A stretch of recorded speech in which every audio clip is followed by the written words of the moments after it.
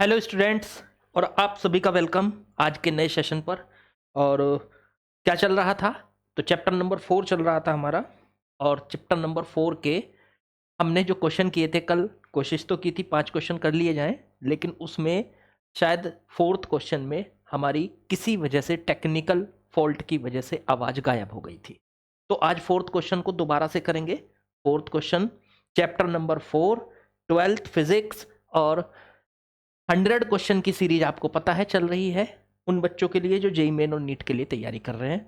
बहुत अच्छे क्वेश्चन इसमें आपके जेई मेंस के प्रीवियस ईयर के क्वेश्चन भी आपके कवर हो जाते हैं, नीट के भी प्रीवियस ईयर के कवर क्वेश्चन हो जाते हैं, और बाकी आप थ्योरेटिकली कितने स्ट्रांग है उस टाइप के क्वेश्चन भी मैंने डाल रखे हैं इसमें। मतलब ये 100 क्वेश्चन एकदम से जूस है, पूरे चैप्टर का एक जूस है। अगर ये 100 क्वेश्चन आप लगा लेते हैं तो पूरा चैप्टर बहुत अच्छे से आपका रेडी हो जाता है। चलिए करते हैं शुरू आज का क्वेश्चन नंबर 4 से। चलिए भाई शुरू करते हैं क्वेश्चन नंबर 4 से। ये क्वेश्चन नंबर 4 कल कराते कराते ही बीच में आवाज़ चली गई थी, इसी को आज करेंगे दोबारा से। देखो इसमें क्या दिया है, चूज द करेक्ट स्टेटमेंट या स्टेटमेंट्स। मतलब आपके सामने 4 स्टेटमेंट हैं, इनमें से कौन कौन से करेक्ट हैं। एक स्टेटमेंट करेक्ट है, 2 हैं, 4 हैं, जितने भी हैं वो चॉइस करने हैं। चलो करते हैं। Force on moving charge in magnetic field is act due to interaction of external magnetic field and field produced by moving charge. बहुत काम की बात बताई है, बहुत सारे कंसेप्ट आपके ये क्लियर करेगी। इन्होंने ये दिया है, मान लीजिए मेरे पास एक मैग्नेटिक फील्ड लगा हुआ है, बहुत अच्छे। इस मैग्नेटिक फील्ड के अंदर एक प्लस का क्यू चार्ज v वेलोसिटी के साथ अंदर एंटर करता है, एंट्री मारता है, ठीक है। जैसे ये एंटर करता है तो इस चार्ज के ऊपर ये जो बाहर से लगा हुआ मैग्नेटिक फील्ड है v, ये जो बाहर से लगा हुआ मैग्नेटिक फील्ड है, मैंने क्रॉस क्रॉस करके बनाया तो मतलब परपेंडिकुलर इनवर्ड एक फील्ड लगा हुआ है जो कि यूनिफॉर्म है, और डायरेक्शन उसकी क्या है, क्रॉस का मतलब होता है परपेंडिकुलर इनवर्ड। ये जो बोर्ड है इसके परपेंडिकुलर अंदर की तरफ ये फील्ड लगा हुआ है, ठीक है। ये जो फील्ड बाहर से लगा हुआ है ये है एक्सटर्नल फील्ड। एक्सटर्नल फील्ड, ये जो फील्ड बाहर से लगा हुआ है बच्चों ये है एक्सटर्नल फील्ड, ठीक है। अब यहां पे इस चार्ज की एंट्री होती है, चार्ज इस फील्ड के अंदर जाता है। अब हम सभी ने पढ़ा है कि जब भी कोई चार्ज v वेलोसिटी के साथ magnetic field, uniform magnetic field के अंदर एंट्री करता है तो उसके ऊपर फोर्स लगता है कितना, F equals to Q into we cross B. आप इसी फॉर्मूले का यूज करके, ये इसकी वेक्टर फॉर्म है, अगर इसको स्केलर फॉर्म में लिखोगे तो F equals to q we B sine theta, जहां पे Q हो गया चार्ज, V हो गई चार्ज की वेलोसिटी, B हो गया यहाँ मैग्नेटिक फील्ड, और थीटा हो गया मैग्नेटिक फील्ड और वेलोसिटी वेक्टर के बीच में एंगल, ठीक है। अब जरा ध्यान से समझने वाली बात है, अगर हम इसमें फोर्स की डायरेक्शन देखना चाहते हैं कि ये फोर्स लगेगा किस तरफ, चार्ज पे ये फोर्स लगेगा किस डायरेक्शन में, तो उसके लिए आप यूज कर सकते हो इस वेक्टर का, V क्रॉस B वेक्टर का। जब भी आपको फोर्स की डायरेक्शन देखनी हो कि Q चार्ज पर लगने वाला फोर्स किस डायरेक्शन में होगा, तो उसके लिए आपको कैलकुलेट करना होगा V क्रॉस B का। अब V किधर है, वेलोसिटी, देखो वेलोसिटी इधर है, और B किधर है, देखो वेलोसिटी इधर जा रहा है ना पार्टिकल, तो वेलोसिटी इधर हो गई। B किधर है, अंदर की तरफ है, परपेंडिकुलर इनवर्ड, बोर्ड के अंदर की तरफ। अब V से B की तरफ अपनी फिंगर्स घुमाओ राइट हैंड की, ये बन गई डायरेक्शन, थंब की डायरेक्शन जो है ये है V क्रॉस B की डायरेक्शन। अब ये जो V क्रॉस B की डायरेक्शन है यही होगी चार्ज पर लगने वाला फोर्स, अगर चार्ज पॉजिटिव है।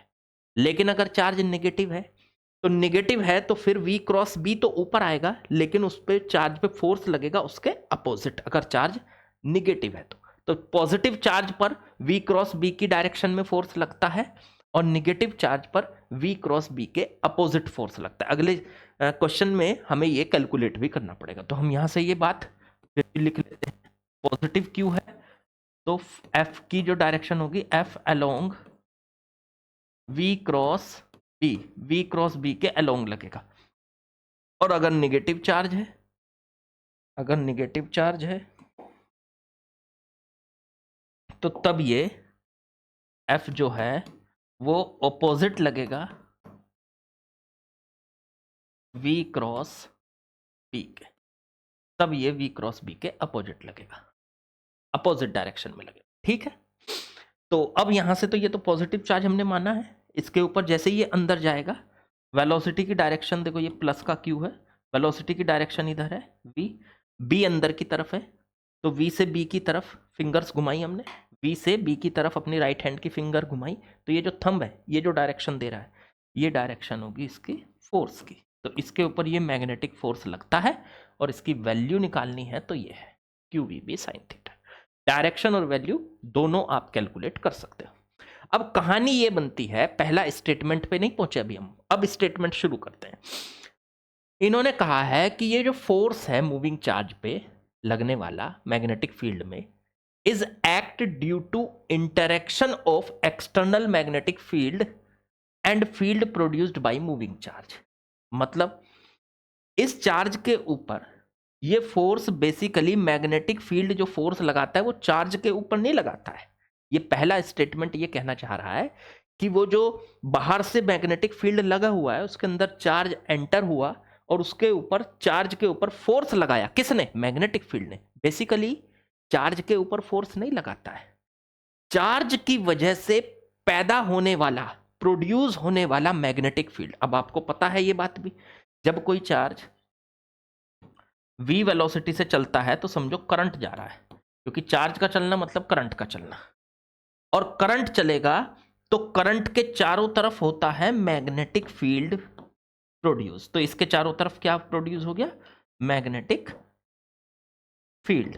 इसका मतलब हम यहां से ये कह सकते हैं कि ये चार्ज इसके अंदर एंट्री कर रहा है तो इसके चारों तरफ एक मैग्नेटिक फील्ड प्रोड्यूस हो जाएगा। अब एक मैग्नेटिक फील्ड बाहर से लगा हुआ है, एक मैग्नेटिक फील्ड इसके अंदर पैदा हो गया, दोनों मैग्नेटिक फील्ड एक दूसरे पर फोर्स लगाते हैं। यह बिल्कुल सही बात है, कभी भी बाहर वाला मैग्नेटिक फील्ड इस चार्ज के ऊपर फोर्स नहीं लगाता है। मतलब ये पॉइंट समझो, चार्ज के ऊपर फोर्स नहीं लगता है, फोर्स लगता है चार्ज की वजह से पैदा हुआ मैग्नेटिक फील्ड, जो छोटा सा मैग्नेटिक फील्ड है उस चार्ज से पैदा हुआ छोटा मैग्नेटिक फील्ड, उसके ऊपर बाहर वाला फील्ड फोर्स लगाता है। मतलब दो फील्ड के इंटरेक्शन से फोर्स पैदा हो रहा है, एक फील्ड बाहर लगा हुआ है, एक फील्ड उस चार्ज के चलने से पैदा हुआ, तो दोनों फील्ड के इंटरेक्शन से ये फोर्स पैदा होता है। तो यहां से पहला स्टेटमेंट जो है हमारा, force on moving charge magnetic field is act due to interaction of external magnetic field and field produced by moving charge, जो मैंने बात कही है बिल्कुल उसी को बता रहा है। तो यहां से ये बिल्कुल एकदम करेक्ट स्टेटमेंट है। कभी भी फोर्स किसी चार्ज पे नहीं लगता है, मैग्नेटिक फील्ड चार्ज पे फोर्स नहीं लगाता है, मैग्नेटिक फील्ड चलते हुए चार्ज पे फोर्स नहीं लगाता है, मैग्नेटिक फील्ड चलते हुए चार्ज से जो दूसरा मैग्नेटिक फील्ड बना है, पैदा हुआ है, वो जो दूसरा मैग्नेटिक फील्ड है उस पर फोर्स लगाता है, उनके बीच में इंटरेक्शन होता है। दो मैग्नेटिक फील्ड एक दूसरे को रिपेल करते हैं, एक दूसरे को अट्रैक्ट करते हैं। जैसे आप ये सोचो, दो मैग्नेट है, उनको पास लाओगे, अगर नॉर्थ नॉर्थ पास लाओगे रिपेल करेंगे, तो नॉर्थ साउथ पास लाओगे तो अट्रैक्ट करेंगे। वो मैग्नेट एक दूसरे को अट्रैक्ट या रिपेल नहीं कर रहे भाई, वहां पर हर दोनों मैग्नेट के पास मैग्नेटिक फील्ड है, मैग्नेटिक फील्ड ही एक दूसरे को रिपेल या अट्रैक्ट करते हैं। चलो ठीक है, तो पहला पॉइंट हमारा करेक्ट है। अगला पॉइंट पढ़ते हैं। No electric force act on current carrying wire in external field because wire is not charge. बिल्कुल सही बात है, जब भी कोई वायर जिसमें करंट है, ओके ठीक है, तो अगर उसको इलेक्ट्रिक फील्ड में रख दिया, मान लो वायर है, करंट है इसमें और यहाँ पे लगा हुआ है इलेक्ट्रिक फील्ड ई, ये देखो इलेक्ट्रिक फील्ड लगा हुआ है, इलेक्ट्रिक फील्ड, तो क्या ये वायर पर इलेक्ट्रिक फील्ड कोई फोर्स लगाएगा? बिल्कुल नहीं लगाएगा। इलेक्ट्रिक फील्ड इसके ऊपर कोई फोर्स नहीं लगाएगा। क्यों? क्योंकि इलेक्ट्रिक फील्ड फोर्स लगाता है चार्ज के ऊपर। लेकिन ये बात आपको ध्यान रखनी है कि वायर जो है आपकी, जब उसमें करंट बह रहा है, करंट उसमें चल रहा है, तो वो चार्ज नहीं होती, आप ये सोचने लगो कि उसमें करंट जा रहा है तो वो चार्ज हो गई ना। चार्ज का मतलब होता है उस पर इलेक्ट्रॉन आ जाए या इलेक्ट्रॉन उससे कम हो जाए, तभी तो चार्ज होती है कोई बॉडी। भाई सीधी सी बात है, कोई भी बॉडी तब चार्ज होती है या तो उससे इलेक्ट्रॉन दे दो उसको तो वो नेगेटिव चार्ज हो जाएगी, या उस बॉडी से इलेक्ट्रॉन खींच लो तो वो पॉजिटिव चार्ज हो जाएगी। सर जब इसमें करंट चल रहा है तो इस पे से इलेक्ट्रॉन जा रहे हैं ना, इलेक्ट्रॉन का चलना ही तो भाई साहब वो बात ठीक है आपकी। मान लो आपने इसको बैटरी से कनेक्ट कर दिया, करंट इधर जा रहा है तो समझो इलेक्ट्रॉन ऐसे घूम रहे हैं, इलेक्ट्रॉन ऐसे जा रहे हैं, तो इस वायर पे से ही मान लो ये यहां से ए से लेके बी तक वायर है, तो इस पे से इलेक्ट्रॉन कम हो गए, इसमें से खींच। अरे भाई साहब जब करंट पूरी वायर में चलेगा ना करंट, तो ऐसे ऐसे ऐसे ऐसे चलेगा ना पूरी वायर में करंट, तो यहां से इलेक्ट्रॉन ए पॉइंट से इलेक्ट्रॉन बैटरी के अंदर आएंगे, तो बी पॉइंट से इलेक्ट्रॉन बैटरी के उसके वायर के अंदर भी तो चले जाएंगे उतने इलेक्ट्रॉन। अगर ए पॉइंट से 1,00,000 इलेक्ट्रॉन निकल गए तो बी पॉइंट से 1,00,000 इलेक्ट्रॉन उसके अंदर चले गए वापस। तो क्या इस वायर पे इलेक्ट्रॉन्स की कमी हुई? नहीं, वो तो वापस आ गए ना उतने इलेक्ट्रॉन। तो इसलिए इसका मतलब ये जो वायर है ये फिलहाल इस पे कोई किसी टाइप का चार्ज नहीं है, इस पे नेट चार्ज कितना है? 0। और जब नेट चार्ज 0 होता है तो समझ लीजिएगा इलेक्ट्रिक फील्ड उसके ऊपर फोर्स नहीं लगाता, क्योंकि इलेक्ट्रिक फील्ड फोर्स लगाता है, देखो ये है इलेक्ट्रिक फील्ड, ये रहा, और ये रहा चार्ज प्लस का क्यू, तो इसके ऊपर फोर्स लगाएगा क्यू ई। लेकिन अगर चार्ज 0 है तो कोई फोर्स नहीं लगाएगा, अगर चार्ज नहीं, तो इसीलिए किसी करंट कैरिंग वायर पर इलेक्ट्रिक फील्ड कभी कोई फोर्स नहीं लगाता है।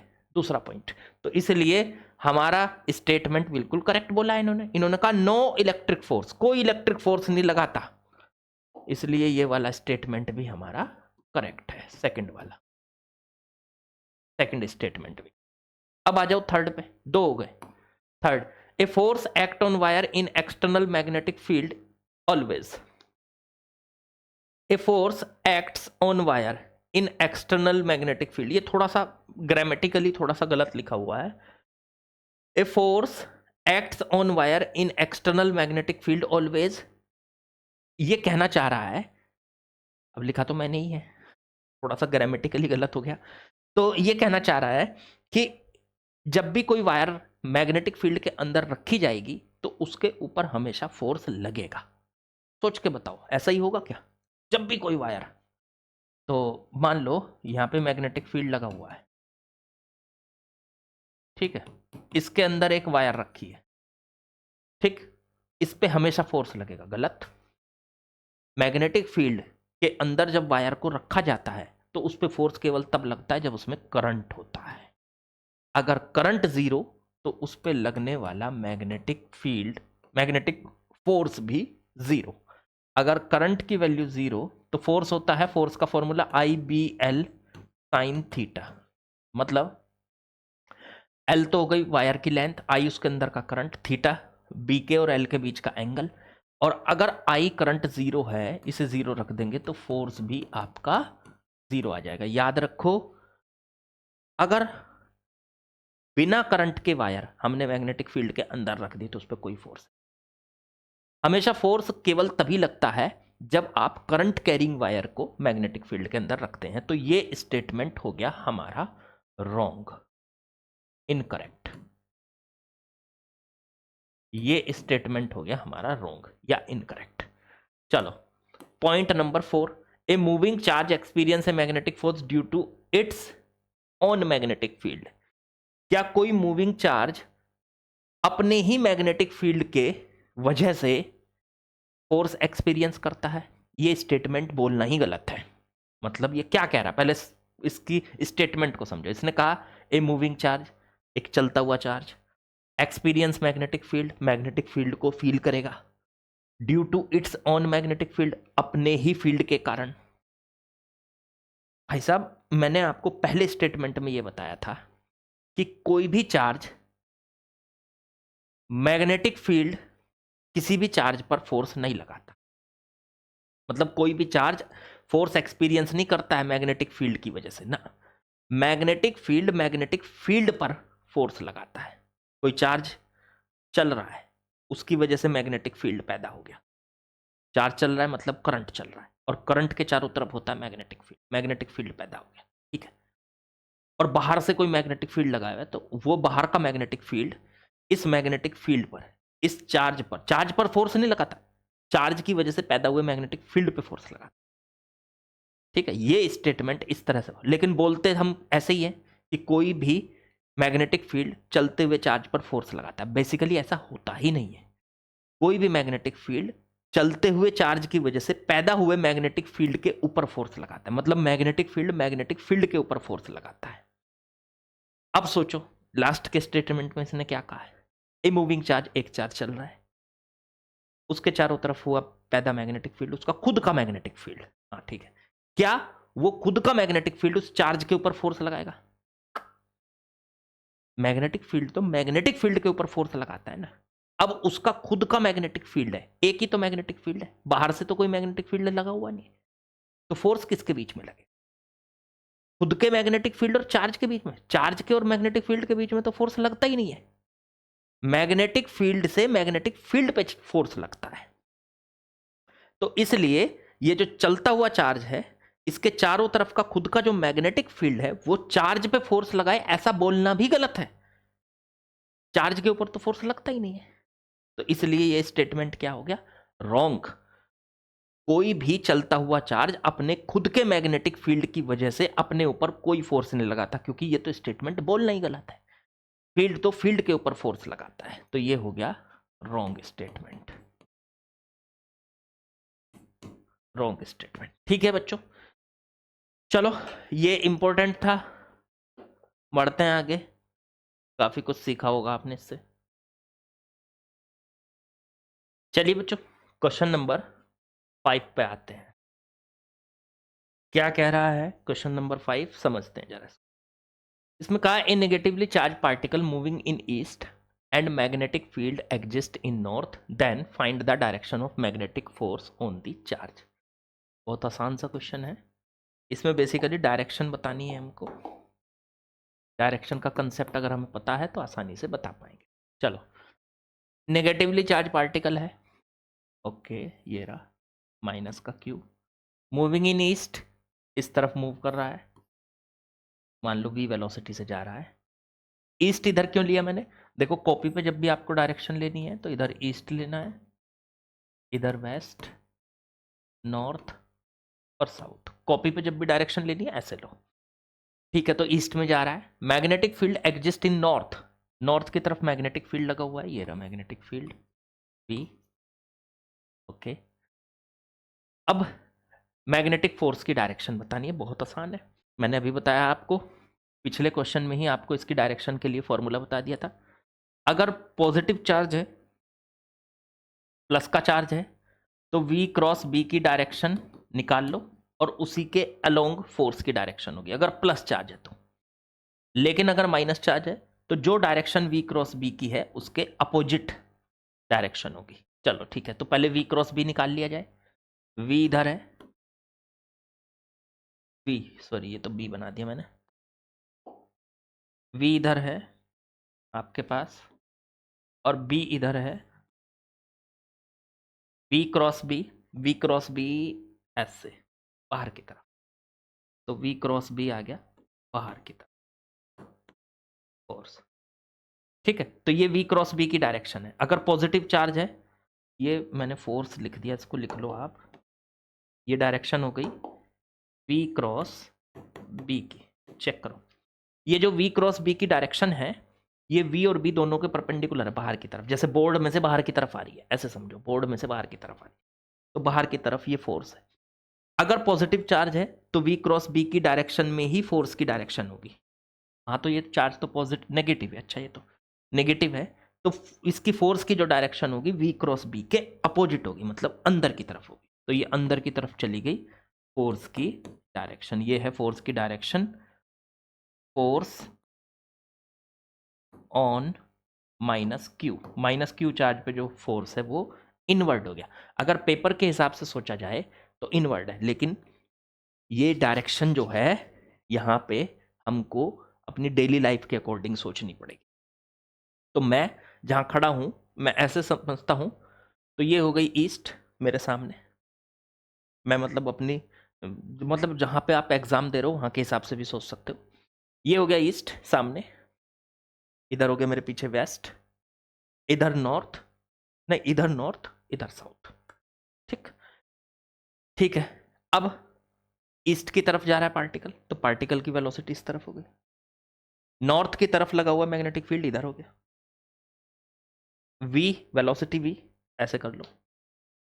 ये हो गई ईस्ट में वेलोसिटी इधर, फिर इधर हो गया इस तरफ मैग्नेटिक फील्ड नॉर्थ की तरफ, और v क्रॉस b की डायरेक्शन हो गई अपवर्ड। अब अपवर्ड नहीं, याद रखो, अगर इसकी डायरेक्शन अपवर्ड है v क्रॉस b की, तो नेगेटिव चार्ज है ना, उसका फोर्स जो होता है v क्रॉस b के अपोजिट होता है, तो डाउनवर्ड। याद रखो जो आंसर कॉपी में इनवर्ड आएगा, देखो कॉपी में इसका आंसर आ रहा था प्लेन ऑफ पेपर के इनवर्ड, अगर उसको डेली लाइफ में देखोगे तो वो होता है डाउनवर्ड। तो आप यहीं से इस पॉइंट को याद कर लो कि जब भी आपका आंसर कॉपी में इनवर्ड आए, अगर आप north east west north south की डायरेक्शन लेके कॉपी में कर रहे हो और उसका आंसर इनवर्ड आएगा, तो डेली लाइफ में वो आंसर है डाउनवर्ड। तो इनवर्ड कह दो या डेली लाइफ के हिसाब से आंसर दोगे डाउनवर्ड। ठीक है, तो ये v क्रॉस b की डायरेक्शन है अपवर्ड, तो उसके अपोजिट फोर्स हो गया डाउनवर्ड। इस तरीके से आप इसका आंसर कर सकते हो बच्चों। ठीक है, चलिए बच्चों क्वेश्चन नंबर 6 पे आते हैं। यूजिंग द बिलो फिगर, नीचे दी गई फिगर का यूज कीजिए एंड आंसर द फॉलोइंग, और जो आगे स्टेटमेंट लिखे हो इनका आंसर कीजिए। चलो देखते हैं भाई क्या क्या दिया है। क्वेश्चन नंबर 6 इसमें दिया है इलेक्ट्रिक फील्ड इस तरफ लगा हुआ है, मैग्नेटिक फील्ड भी इसी तरफ लगा हुआ है। ठीक है, कॉपी के हिसाब से डायरेक्शन भी दी गई है ईस्ट वेस्ट नॉर्थ साउथ, और माइनस का क्यू चार्ज। ठीक है, अब इसके अंदर है पहला स्टेटमेंट क्या कह रहा है। पहला स्टेटमेंट बोल रहा है if charge is in rest then in which direction it move initially. मतलब ये चार्ज अगर रेस्ट में है शुरुआत में, तो किस डायरेक्शन में ये चार्ज मूव करेगा इनिशियली, बाद में कहीं पे भी मूव करे, पर शुरुआत में किस डायरेक्शन में चलेगा ये, शुरुआत इनिशियली। ठीक है भाई, एक बात सोचो, इधर तो है ई और इधर है बी, मतलब पूरे में लगा हुआ है, ई और बी दोनों लगे हुए हैं। ठीक है, इलेक्ट्रिक फील्ड और मैग्नेटिक फील्ड सब में यूनिफॉर्म लगे हुए हैं। ठीक है, इसके अंदर चार्ज यूनिफॉर्म बोला नहीं, मैं आपको बता रहा हूँ, मैंने ही बनाया है ये क्वेश्चन, तो मुझे पता है कि मैं यूनिफॉर्म कहना चाह रहा हूँ, इसमें इलेक्ट्रिक फील्ड और मैग्नेटिक फील्ड यूनिफॉर्म है। चलो, माइनस का क्यू चार्ज इसके अंदर रखा, फिलहाल रेस्ट में है, स्पीड इसकी 0 है। एक बात बताओ, रेस्ट में रखे हुए चार्ज पर मैग्नेटिक फील्ड कभी कोई फोर्स नहीं लगाता, तो इसका मतलब इस पे मैग्नेटिक फोर्स कितना होगा, 0।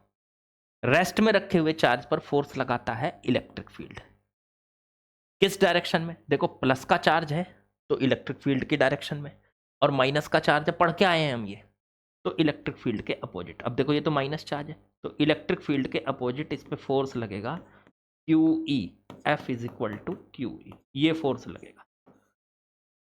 तो माइनस चार्ज पे इलेक्ट्रिक फील्ड के अपोजिट फोर्स लगा हुआ है F equals to Q E, तो इसकी वैल्यू हो गई Q E, F equals to Q E. अब यहां से जरा सोच के बताओ, F equals to Q E हो गया, ये किधर चलेगा, मैग्नेटिक फोर्स तो है ही नहीं, तो ये चलेगा सर पीछे की तरफ। अब इधर ये डायरेक्शन कौन सी है, वेस्ट, तो इसका मतलब पहले का आंसर आ गया, इनिशियली जब इस पर फोर्स लगेगा तो एकदम से पीछे की तरफ चलेगा, तो फर्स्ट का आंसर आ गया वेस्ट। सेकंड पे आ जाओ, if the charge is moving towards east then find direction of net force on charge. दूसरे वाले में हमें पता करना है कि अगर चार्ज ईस्ट की तरफ चल रहा है तो उसकी नेट फोर्स की डायरेक्शन क्या होगी, ये भी आसानी से निकाल लेंगे। इस बार चार्ज किधर जा रहा है, ईस्ट की तरफ, तो मतलब इधर जा रहा है, इसकी वेलोसिटी इधर है। इलेक्ट्रिक फील्ड की वजह से फोर्स तो पीछे की तरफ है, वही है क्यू ई, ये रहा क्यू ई। मैग्नेटिक फील्ड की वजह से फोर्स वो होता है माइनस का चार्ज है, तो V क्रॉस B के अपोजिट। अब V किधर है, इधर। B किधर है, B भी इधर। दोनों के बीच में क्रॉस प्रोडक्ट करेंगे तो दोनों पैरेलल हो गए ना, क्रॉस प्रोडक्ट जीरो आएगा। दो पैरेलल वेक्टर का क्रॉस प्रोडक्ट जीरो आता है। इसका मतलब इस पे अब भी, क्योंकि मैग्नेटिक फोर्स का फॉर्मूला है Q we B sine theta. Theta की जगह क्या रखेंगे, 0 डिग्री। क्यों, आगे की तरफ वेलोसिटी, आगे की तरफ मैग्नेटिक फील्ड, तो दोनों के बीच में जो एंगल हो गया वो 0 डिग्री का हो गया, तो फोर्स आ गया 0। तो अब भी इसके पास कोई फोर्स, तो नेट फोर्स की डायरेक्शन अब भी किधर है भाई, मैग्नेटिक फोर्स तो 0 है, तो एक ही फोर्स बचा, वो है ये क्यू ई। और वो किस डायरेक्शन में है, वो है वेस्ट की तरफ। तो दूसरे का भी आंसर आपका बच्चों वेस्ट हो गया। अगला point, point number 3, if the charge is moving towards south, if the charge moving towards south, इस बार चार्ज किस तरफ चल रहा है, साउथ की तरफ। ऐसे समझो, माइनस का क्यू, साउथ की तरफ वेलोसिटी इसकी। अब इलेक्ट्रिक फील्ड वाला फोर्स तो इधर ही लगेगा, क्यू ई। Q E. मैग्नेटिक फील्ड का फोर्स सोचो कहां लगेगा, तो मैग्नेटिक फील्ड का फोर्स लगता है V क्रॉस B के अपोजिट, क्योंकि माइनस चार्ज है। V क्रॉस B, इस बार V किधर है, नीचे की तरफ, और B किधर है, आगे की तरफ। देखो B तो आगे की तरफ ही था ना, आगे की तरफ, तो V क्रॉस B, ये रहा V नीचे की तरफ और B आगे की तरफ। V नीचे की तरफ, मार्कर मेरा V है वेलोसिटी, और B आगे की तरफ। अब V क्रॉस B से अपनी फिंगर्स घुमाओ, V क्रॉस B से ऐसे, ये थंब, ये बाहर की तरफ, आउटवर्ड। अब जो आउटवर्ड आता है वो रियल लाइफ में किस तरफ होता है, अपवर्ड। जो पेपर से आउटवर्ड आएगा वो रियल लाइफ में अपवर्ड होगा, जो पेपर में इनवर्ड जाएगा वो रियल लाइफ में डाउनवर्ड होगा। मतलब ये तो पेपर पे है, इसी चीज को अगर आप अपने सामने रख के डायरेक्शन देखो, इधर ईस्ट वेस्ट नॉर्थ साउथ ऐसे देखो अगर, ठीक है, तो इसका मतलब इस पे फोर्स लगा बाहर की तरफ, पेपर के हिसाब से बाहर की तरफ। अब पेपर के हिसाब से बाहर की तरफ, तो ये लग गया फोर्स, बाहर की तरफ है तो ऐसे आ गया ये फोर्स, इस तरह से।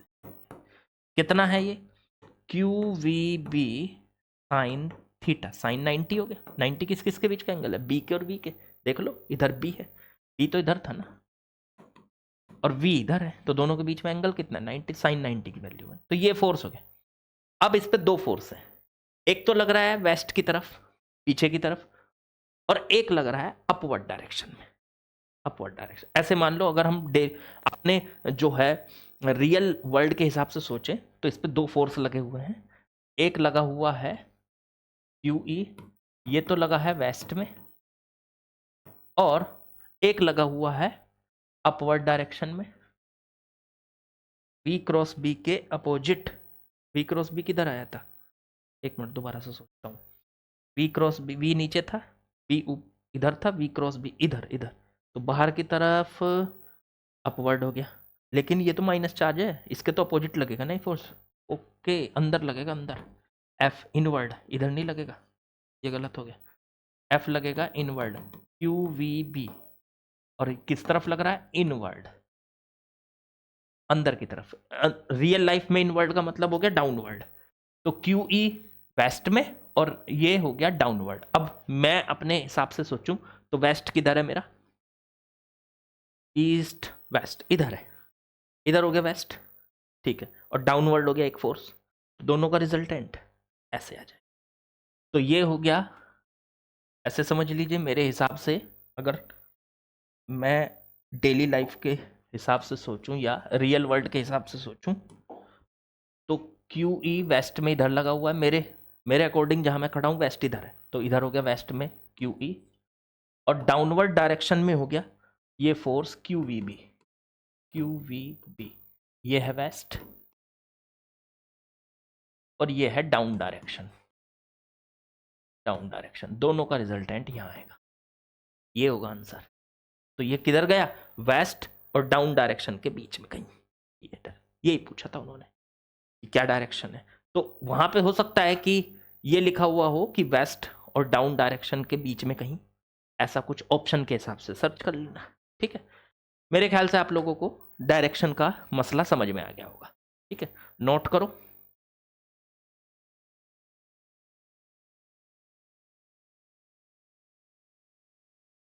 चलिए नेक्स्ट क्वेश्चन पे आते हैं बच्चों। क्वेश्चन नंबर 7 है हमारा। क्या दिया है समझते हैं। Answers the following in the formula f is equal to q into v cross b which pairs of vectors are always perpendicular to each other। तो एक नहीं 4 स्टेटमेंट दिए हुए हैं और हमको उनको आंसर करना है। पहले का आंसर देखते हैं जरा। In the formula f equals to q into v cross b which pair of vectors are always perpendicular to each other. इसके अंदर 3 वेक्टर हैं, एक है वेलोसिटी वेक्टर, एक है मैग्नेटिक फील्ड वेक्टर और तीसरा है आपके पास फोर्स वेक्टर। इन तीनों में कौन से 2 वेक्टर आपस में परपेंडिकुलर हैं हमेशा। तो बच्चों ये जो फॉर्मूला है इससे आपको 3 वेक्टर दिखाई दे रहे थे, मैं बता ही रहा था, एफ वी और बी। तो इससे आपको ये पता चलता है कि कौन से वेक्टर ऐसे हैं जो हमेशा परपेंडिकुलर रहेंगे। देखो ये जो v क्रॉस b है, v होता है वेलोसिटी और b मैग्नेटिक फील्ड। मान लो वेलोसिटी इधर है, ऐसे देखो, ऐसे सामने से देखो, ऐसे है वेलोसिटी, मैग्नेटिक फील्ड इधर है b। इनके बीच में कुछ भी एंगल हो सकता है, 30, 60, कोई जरूरी नहीं 90 हो। v b, v से b की तरफ फिंगर्स घुमाओ तो ये आएगा v क्रॉस b। ये जो v क्रॉस b वेक्टर है यही फोर्स की डायरेक्शन है। पॉजिटिव चार्ज तो v क्रॉस b के अलोंग फोर्स की डायरेक्शन, मतलब फोर्स इस तरफ हुआ जो v और b दोनों के परपेंडिकुलर है। तो फोर्स हमेशा v और b दोनों के परपेंडिकुलर, चाहे नीचे की तरफ हो v क्रॉस b के अपोजिट, चाहे ऊपर की तरफ हो। तो इसका मतलब मैं ये कह सकता हूं कि मान लीजिए इधर है v, इधर है b, ऐसे हैं ये, ऐसे इस तरह से, ठीक है, ये v इधर और इधर b, और इनके परपेंडिकुलर आएगा v क्रॉस b, तो फोर्स की डायरेक्शन। अब फोर्स की डायरेक्शन पॉजिटिव चार्ज पे v क्रॉस b के अलोंग लगती है और फोर्स की डायरेक्शन निगेटिव चार्ज पे v क्रॉस b के अपोजिट लगती है फोर्स की। तो फोर्स जो है वो v क्रॉस b के, तो v और b के बीच में तो कुछ भी एंगल हो सकता है थीटा, लेकिन फोर्स जो है वो v और b दोनों के परपेंडिकुलर है। इधर v है इधर b है, उनके परपेंडिकुलर फोर्स है। तो फोर्स वेलोसिटी के साथ भी परपेंडिकुलर है, वेलोसिटी के, और फोर्स मैग्नेटिक फील्ड के साथ भी परपेंडिकुलर। तो फोर्स मैग्नेटिक फील्ड के साथ परपेंडिकुलर है, फोर्स वेलोसिटी के साथ परपेंडिकुलर। तो आप अगर यहां से आंसर लिखोगे कि इन दोनों में से, इन 3 पे, मतलब 3 वेक्टर में कौन किस किस के बीच में एंगल 90 रहेगा हमेशा, तो फोर्स और वेलोसिटी वेक्टर के बीच में एंगल हमेशा 90 रहेगा, और फोर्स और मैग्नेटिक फील्ड के बीच में एंगल हमेशा 90 डिग्री रहेगा, पहले केस में भी दूसरे। लेकिन वेलोसिटी और मैग्नेटिक फील्ड के बीच में एंगल कुछ भी हो सकता है, थीटा। तो इसलिए हमारा आंसर हो गया पहले 2, फोर्स और वेलोसिटी और फोर्स और मैग्नेटिक फील्ड। यही पूछा था उसने कि कौन से पेयर ऐसे हैं जिनके बीच में एंगल 90 है, मतलब जो आपस में एक दूसरे के ऑलवेज परपेंडिकुलर। तो आंसर हो गया एफ और वी वेक्टर, एफ और बी वेक्टर। लेकिन वी और बी के बीच में कुछ भी एंगल हो सकता है, पहले का आंसर आ गया। चलो जी सेकंड वाला पढ़ो। सेकंड वाला B, if a magnet move towards a static charge will the charge experience a magnetic force. अगर एक मैग्नेट रुके हुए चार्ज की तरफ चलेगी तो क्या मैग्नेटिक चार्ज को एक मैग्नेटिक फोर्स एक्सपीरियंस होगा, एक मैग्नेटिक फोर्स चार्ज के ऊपर लगेगा। समझना जरा, magnetic charge, sorry magnetic charge, sorry, तो एक चार्ज है, कैसा भी हो सकता है, मैंने ले लिया मान लो प्लस क्यू, और ये कैसा है, ये चार्ज है स्टैटिक चार्ज। स्टैटिक है मतलब रेस्ट में है, ठीक है जी, रेस्ट में है। अब रेस्ट में रखा हुआ चार्ज है और एक मैग्नेट इसकी तरफ बढ़ रही है, नॉर्थ साउथ, इसकी तरफ मान लो v वेलोसिटी से बढ़ रही है, तो क्या इस चार्ज पे फोर्स लगेगा? अब देखो ये बात सोचने की आ गई, ये थोड़ा सा कंफ्यूजन का स्टेटमेंट है। कंफ्यूजन क्या है इस पॉइंट में? कंफ्यूजन ये है कि सर रुके हुए चार्ज पे कभी फोर्स नहीं लगता। मैग्नेटिक फील्ड के अंदर रुका हुआ चार्ज है तो उस पर फोर्स नहीं लगता, तो ये तो रुका हुआ है तो इस पर कोई फोर्स नहीं लगेगा। गलत, आप गलत हो। क्यों? आप देख रहे हो इसको कि ये रुका हुआ है, किसके रेस्पेक्ट में? ग्राउंड के रेस्पेक्ट में, जहां आप खड़े हो। लेकिन आप मैग्नेट के रेस्पेक्ट में अगर सोचो तो मैग्नेट आगे बढ़ रही है। अगर मैग्नेट को स्टैटिक करूं, मैग्नेट को क्या करूं? मैग्नेट को रोकूं, लो मैग्नेट के रिलेटिव, और अब मैग्नेट को रेस्ट में ले आऊं और मैग्नेट के रिलेटिव इस चार्ज को देखूं, तो मैग्नेट की तरफ ये चार्ज v वेलोसिटी से बढ़ रहा होगा। अरे रिलेटिव वेलोसिटी यार, रिलेटिव वेलोसिटी। दोनों को ऐसे देखो, चार्ज के हिसाब से देखोगे तो मैग्नेट इसकी तरफ बढ़ रही है, और मैग्नेट को रोक के देखोगे तो चार्ज इसकी तरफ बढ़ रहा है, रिलेटिविटी के हिसाब से। तो हमें लग रहा है कि ये चार्ज रेस्ट में है, ये चार्ज रेस्ट में है। लेकिन हम कहां से देख रहे हैं ये बात भी तो जरूरी है। हमारा रेफरेंस फ्रेम क्या है? हम कहां से खड़े होकर उसको ऑब्जर्व कर रहे हैं कि ये चार्ज रेस्ट में है? तो हम ग्राउंड से मान लीजिए खड़े होकर देख रहे हैं कि ये चार्ज रेस्ट में है, लेकिन मैग्नेट के हिसाब से अगर सोचा जाए तो ये चार्ज रेस्ट में नहीं है। मैग्नेट को अगर रेस्ट में माना जाए तो चार्ज इसकी तरफ बढ़ रहा है। तो ये हो गई इस चार्ज की velocity with respect to magnet, velocity of charge with respect to magnet. तो मैग्नेट के रेस्पेक्ट में इसकी वेलोसिटी हो गई, इसकी तरफ बढ़ रहा है।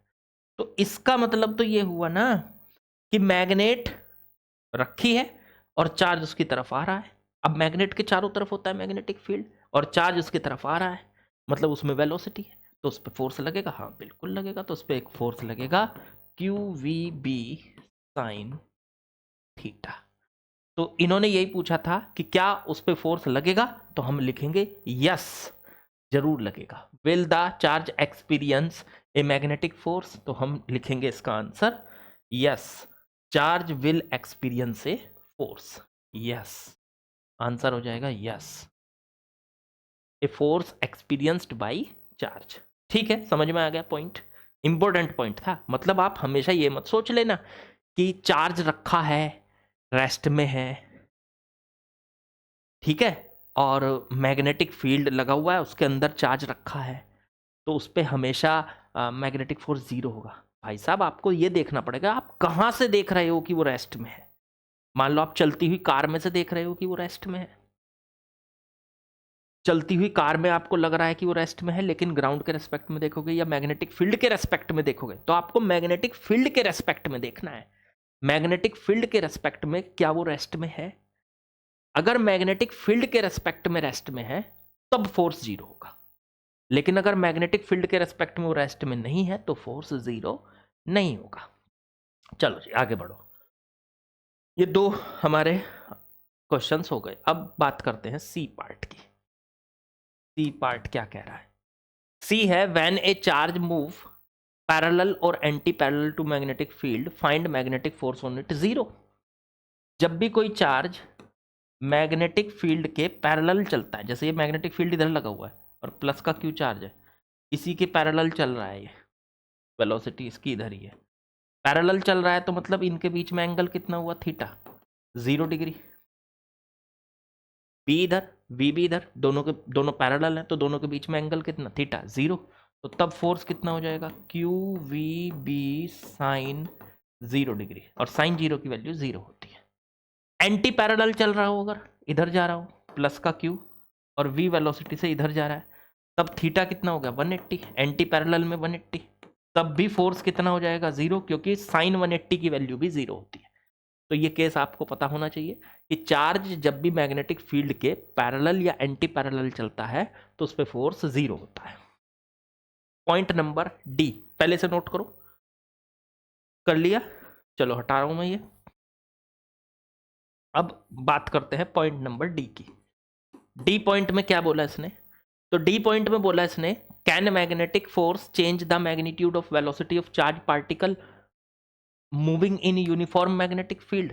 क्या यूनिफॉर्म मैग्नेटिक फील्ड के अंदर चलने वाले चार्ज की वेलोसिटी का मैग्नीट्यूड मैग्नेटिक फोर्स बदल सकता है, ये इसने पूछा है। भाई सीधी सी बात है, मान लो एक मैग्नेटिक फील्ड लगा हुआ है इनवर्ड, अंदर की तरफ, यूनिफॉर्म मतलब हर जगह एक जैसा, इसके अंदर एंट्री करता है, एंट्री मारता है चार्ज, कितनी वेलोसिटी के साथ, v वेलोसिटी के साथ, ठीक है। तो ये अंदर जाके हो सकता है सीधा निकल जाए, लेकिन यहाँ पे तो ऐसा लग रहा है जैसे मैग्नेटिक फील्ड अंदर है, वेलोसिटी ऐसे है, दोनों के बीच में 90 डिग्री का कोण है।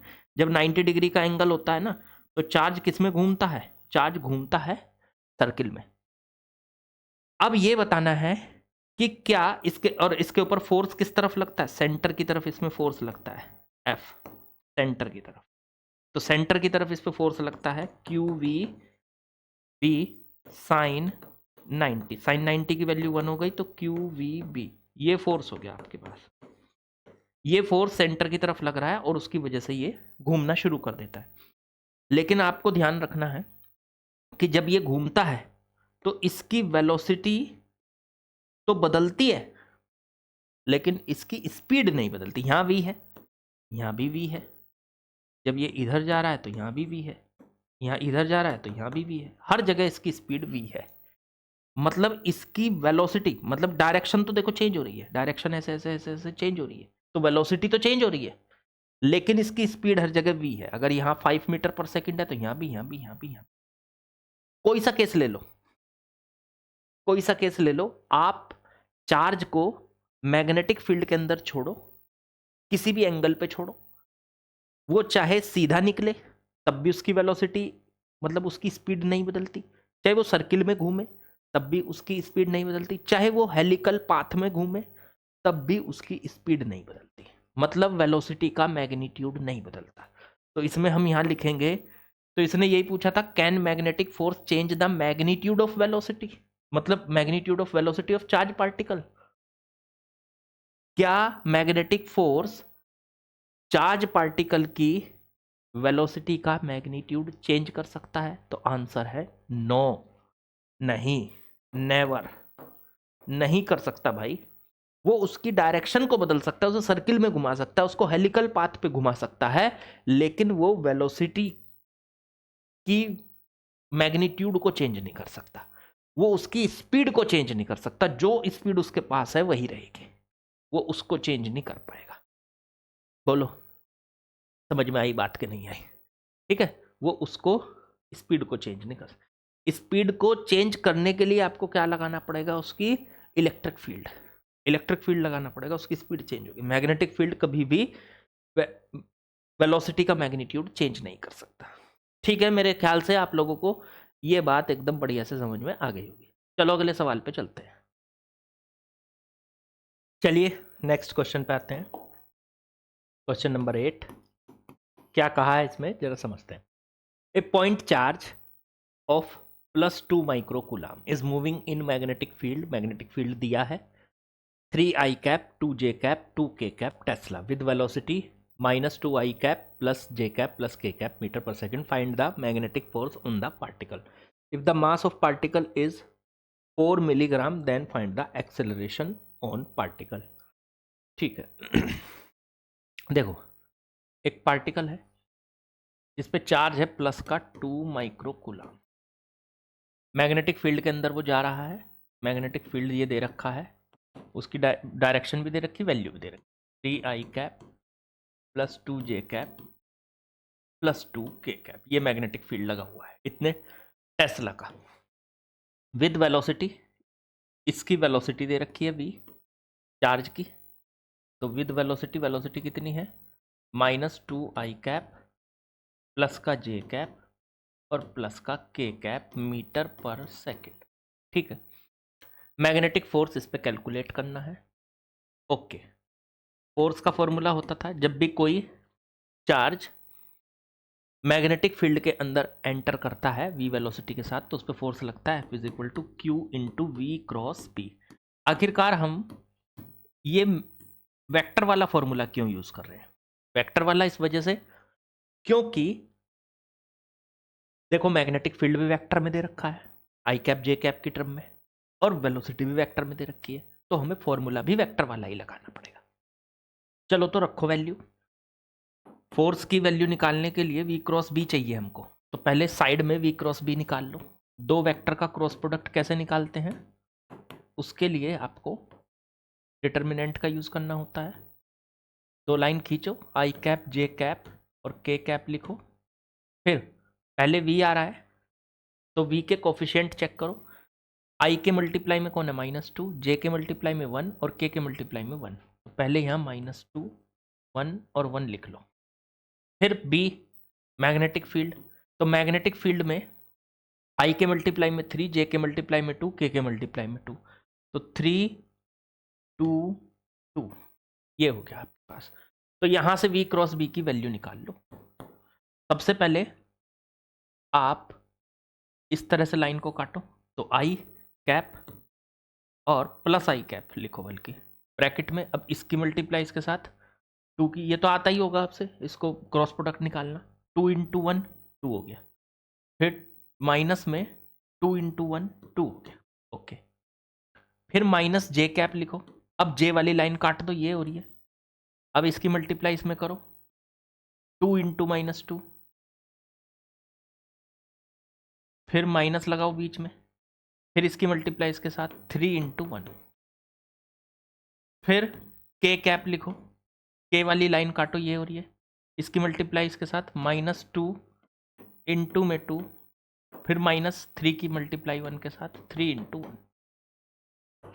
2 - 2 हो गया 0, तो ये 0 आई कैप बन गया। 0 ही हो गया बस। माइनस का जे कैप अंदर बना, 2 - 2 माइनस का 4 और माइनस का 3, और फिर प्लस के कैप, -2 - 2 माइनस का 4 और माइनस का 3। तो ये आ गया सॉल्व करके, -4 - 3 -7, और बाहर भी माइनस है तो +7 जे कैप और माइनस का 7 के कैप। ये हमारा फोर्स आ चुका है। अब इसने पूछा है कि फोर्स तो ठीक है, फोर्स बताइए, पहले तो बता दिया ये तो हमने। ये भी पूछा है अगर उसका मास, 1 मिनट, ये फोर्स नहीं आया, ये तो वी क्रॉस बी आया है, सॉरी, ये तो वी क्रॉस बी आया है, ये वी क्रॉस बी की वैल्यू आई। हमें फोर्स चाहिए, तो वी क्रॉस बी की ये वैल्यू उठा के इस फॉर्मूले में रख दो। क्यू की वैल्यू कितनी थी? 2 माइक्रोकूलम, तो 2 इंटू 10 की पावर -6, और वी क्रॉस बी की वैल्यू आ गई 7 जे कैप माइनस का 7 के कैप। मल्टीप्लाई कर लो इनकी, तो 10 की पावर -6 को बाहर ही रखो, 7 को कॉमन ले लो, तो बाहर 2 इंटू 7 कितना हो जाएगा? 14 इंटू 10 की पावर -6, अंदर बचेगा जे कैप माइनस में के कैप न्यूटन। ये हो गया इसके ऊपर फोर्स। अब है ये सही। अब आपसे ये भी पूछ रहा है कि इसका एक्सेलरेशन भी फाइंड करो।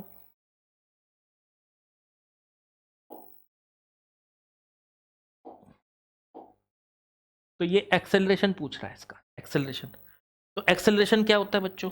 एक्सेलरेशन होता है फोर्स बटे में मास।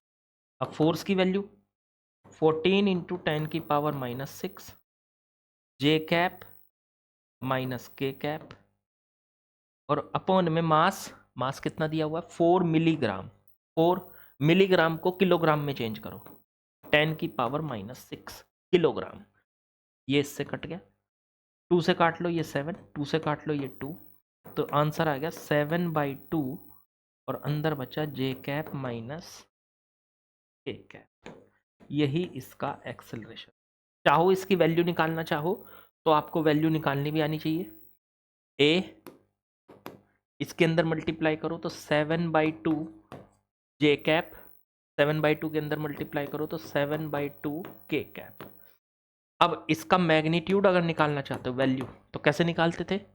अंडर रूट में आई के कोफिशिएंट का स्क्वायर, आई का तो है ही नहीं इसमें, फिर बचा जे का कोफिशिएंट का स्क्वायर, तो 7/2 का स्क्वायर प्लस के कोफिशिएंट का स्क्वायर माइनस 7/2 का स्क्वायर, 7/2 का स्क्वायर 49/4, यहाँ पे भी माइनस 7/2 का 49/4, दोनों को ऐड कर लो, 49 हो गया 98/4 का अंडर रूट। आप 2 से इसको कट कर लो, 4 से 2 से काट लो, तो 49/2 का अंडर रूट ये रह जाए। ठीक है ना बच्चों, ये इतने मीटर पर सेकंड स्क्वायर, ये आंसर आ गया। तो सिंपल है, बस आपको ये समझना है कि कहाँ कौन से फॉर्मूले जाएंगे, क्या होगा, कैसे कैसे यूज करना है, वो सारी चीजें चाहिए आपके साथ। ठीक है, चलो इसको नोट कर लीजिए। आज यहीं पे करते हैं अपना लेक्चर खत्म, बाकी कल करेंगे बच्चों, कल आगे के क्वेश्चंस करेंगे। असल में क्वेश्चन की थोड़ा सा स्पीड धीमी इसलिए रहती है, मैं एक दिन में ज़्यादा क्वेश्चन भी आपको करा दूँ, पर आप समझो कि पहले तो क्वेश्चन मुझे उठाने होते हैं, बनाने होते हैं, मतलब किसी बुक से उठाएंगे, कोई अच्छा क्वेश्चन लगेगा उस बुक से उठा लेंगे, ठीक। और कुछ ऐसे भी क्वेश्चन होंगे जो खुद से बनाए जाएंगे, थ्योरेटिकली क्वेश्चन, जिससे आपकी थ्योरी मजबूत हो जाए, ऐसे भी क्वेश्चन होंगे। तो उनको टाइप कराना होता है, फिर टाइप कराने के बाद अब तब आपके साथ, अब मान लो एक दिन में ये काम 4-5 क्वेश्चन से ज़्यादा नहीं हो पाते, तो उस वजह से उसकी स्पीड हमारी धीमी रहती, 4-5 क्वेश्चन से ज़्यादा हो नहीं पाते, तो हम भी उससे ज़्यादा नहीं करा पाते। अब अगले दिन टाइप होंगे तब जाके हम उसको करा पाएंगे, धीरे धीरे ही सही पर चलता रहेगा। ठीक है, लाइक शेयर सब्सक्राइब आपका काम है, वो कर देना, ठीक। और प्रैक्टिस करते रहो, बस मेन चीज़ है, आप प्रैक्टिस करते रहो, प्रैक्टिस जरूरी चीज़। कल मिलते हैं।